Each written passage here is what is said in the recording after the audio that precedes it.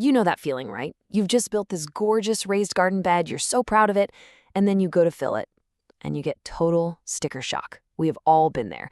Well, today we're going to skip all that bad advice you see online and dive straight into the expert, science-backed way to fill those beds. And we're getting our insights from a raised bed expert, Tina.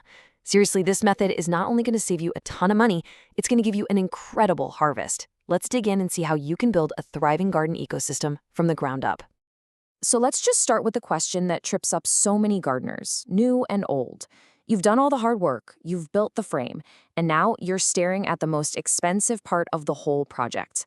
Why in the world is dirt so pricey?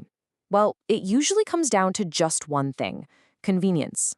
And yeah, that convenience comes with a jaw-dropping price tag. I mean, look at that number. For a pretty standard 4x8-foot bed that's 2 feet deep, you'd need more than 40 bags of soil mix from a big box store. At about $12 a bag, you're looking at almost $500 for one bed. You're paying for plastic bags, you're paying for marketing, and you're paying to ship wet dirt across the country. There has to be a better way.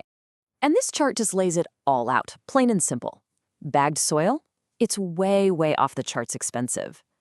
Getting a bulk delivery from a local landscape yard is a big step in the right direction for sure. But the method we're going to focus on today, the layering method, is so much cheaper. And as you're about to see, it's way, way better for your plants in the long run. Because let's be real, the goal here isn't just to fill a box with brown stuff. The goal is to actually engineer a living, breathing ecosystem. You're not just a gardener, you're basically becoming a soil scientist. And it all starts by understanding what's happening on a microscopic level. The one key concept you gotta know is the rhizosphere. Think of it like the magic zone right around your plant's roots.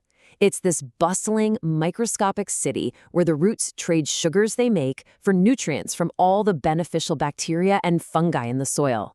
A healthy rhizosphere is the absolute secret to a garden that just punks out produce. And everything we're about to do is designed to build the perfect one. So, how do we feed that little ecosystem? Well, it's all about something with a fancy name, cation exchange capacity, or CEC. But honestly, just think of it like this. The cheap, sterile potting mix has no magnets. Nutrients just wash right through every time you water. But soil that's rich with compost is packed with these little magnetic sites that grab onto plant food and hold it there until the roots are ready for it. It's a total game changer. And finally, we need the right physical structure, which is just a big word for porosity. Your plant's roots need to breathe oxygen, just like we do. If your soil is all dense and heavy like clay, they'll suffocate. If it's too light and fluffy like pure peat moss, it won't hold on to any water. The sweet spot is that perfect loamy texture, a perfect balance of air pockets and little channels to hold water. All right, now that we've got the science down, let's bust some myths. The internet is just overflowing with so-called gardening hacks that sound really good in theory, but in reality, they can kill your garden before it even has a chance to get started. Let's go through some of the biggest offenders so you can avoid them. Okay, this is probably the #1 mistake I see. People think, oh, rocks at the bottom, that'll help with drainage. But the reality is the complete opposite. Water actually has a hard time moving from fine soil into coarse gravel. So instead, it hits that rock layer and just sits there, creating this hidden swamp at the bottom of your bed that suffocates and rots your plant's roots from below. Next up, fresh wood chips. It seems logical, right? Wood is organic matter, it'll break down. But here's the problem. The tiny microbes that decompose fresh wood are incredibly hungry for nitrogen. They will literally steal all the available nitrogen right out of the soil, leaving your plants yellow, stunted, and basically starving. So the key takeaway is never mix fresh wood into the part of the bed where your plant's roots will be. Fresh manure is another huge no-no. It's considered hot because it's packed with ammonia and salts that will chemically burn the delicate roots of your plants. Yikes! And on top of that, it's usually full of weed seeds and can even have harmful pathogens. Now, manure is fantastic stuff for the garden, but it absolutely has to be fully composted and aged first. And finally, let's talk about the money-saving hack of using trash as filler. Look, filling the bottom of your bed with plastic bottles will save on soil volume, but that is literally all it does. It provides zero biological benefit. Instead of using inert trash, we want to use nature's filler. Logs, branches, leaves, things that will slowly break down for years and feed your soil from below.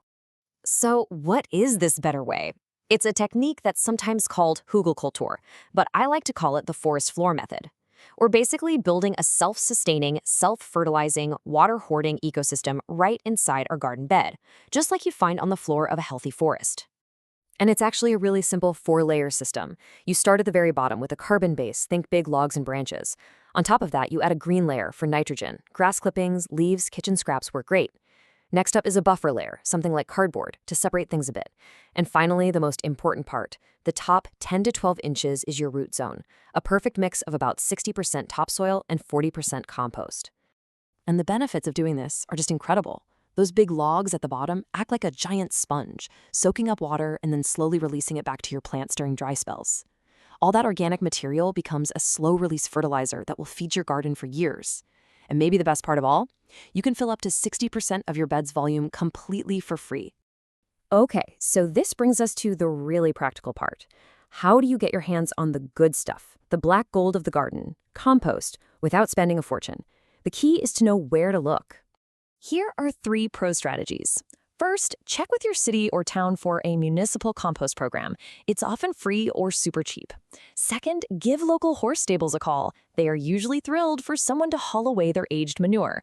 And third, you can use a service like Chip Drop to get a free delivery of wood chips from an arborist. But just remember that pro tip, you've got to let those chips age for at least a year before you use them. All right, here's a quick but really important tip. Don't fill your bed partway, leaving a huge gap at the top. You want to fill it to within just 1 or 2 inches of the rim.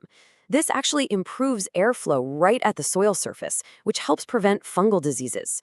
Plus, the organic material is going to settle a few inches over that first season, so this gives you the perfect starting height. So you've done it. You've filled your bed. But how do you know if you've actually succeeded? How can you tell if your soil is truly alive and not just dead dirt? Well, there's a really simple hands-on test that separates the pros from the beginners. You know, this quote from Tina really gets to the heart of it. We have to change our mindset. We aren't just putting plants in a medium to hold them up, we're taking care of a living organism. If you buy a bag of soil and it looks perfectly clean and uniform, that's actually a red flag. It probably means it's been sterilized, and all the life has been cooked out of it. This right here is the squeeze test, and it's brilliant. Just grab a handful of your finished soil mix, get it a little damp, and squeeze it in your fist. If it just crumbles apart instantly like sand, you need more compost to act as a binder. If it stays in a hard, sticky ball, you've got too much clay, and you need to add something like perlite to lighten it up. But if it holds its shape and then gently crumbles when you poke it, that, my friend, is perfect. So who is this forest floor method for? It's perfect for anyone whose beds are deeper than a foot or so, and for anyone who wants to build a more resilient, low-maintenance garden that's going to need way less watering and fertilizing down the line. And that really leaves us with one final thought. It's pretty easy to build a box and fill it with some dirt, but the real art and science of gardening is creating a vibrant, self-sustaining ecosystem inside that box. So ask yourself, have you just built a container or have you actually created a living ecosystem?